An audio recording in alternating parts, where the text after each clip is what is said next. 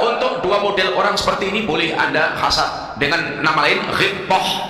Tidak boleh kita ini iri kecuali pada dua model orang. Satu, ini orang yang Allah berikan kepada dia itu harta, lalu harta itu dia habiskan fisabilillah.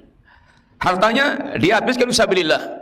Yang kedua, Allah berikan dia Al-Quran, hikmah, ilmu, dia habiskan waktunya untuk mengamalkan ilmu dan mengajarkan ilmu. Untuk dua model orang seperti ini boleh Anda hasad, dengan nama lain ghibthah, ya ini ingin seperti dia. Ini dibolehkan, tapi jarang banget orang yang ini orang pengen seperti itu. Kalau lihat orang yang sugih blegedu, pamer mobil, pamer rumah, pamer sembarang kalir, itu yang justru hasadnya kepada orang seperti itu, yang dia pengennya seperti itu. Tapi kalau ada orang super kaya, konglomerat, hartanya itu was-was untuk ya ini li'ilali kalimatillah, jarang banget orang yang kemudian justru kepingin seperti ini itu.